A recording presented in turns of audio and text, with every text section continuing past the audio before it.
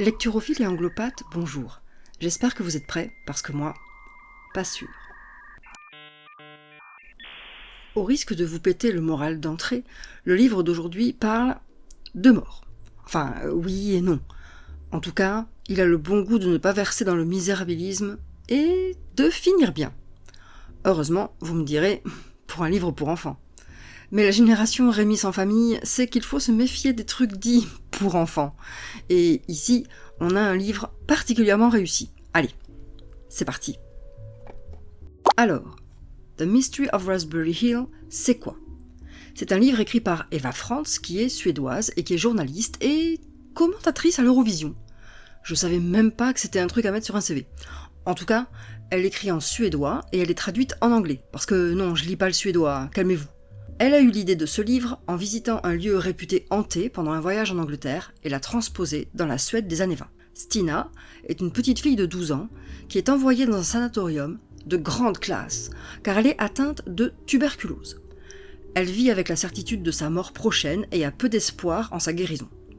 Quand elle arrive à Raspberry Hill, tout le monde est très gentil, en dehors de l'infirmière en chef qui est tout simplement terrifiante. Mais plus le temps va passer, et plus Stina va faire des rencontres étranges. Surtout la vieille folle qui lui dit qu'elle ferait mieux de fuir à toutes jambes. Mais Stina ne peut pas courir, et elle a plus d'un tour dans son sac, et surtout, elle a oublié d'être bête.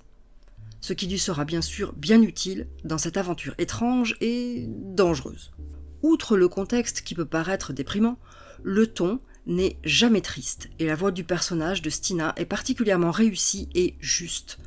L'histoire est prenante, et on veut comprendre avec elle ce qu'il se passe dans les murs de cet étrange sanatorium qu'elle trouve absolument enchanteur à son arrivée, et qui perd peu à peu de sa superbe. Les personnages secondaires sont réussis et l'ambiance est parfaite.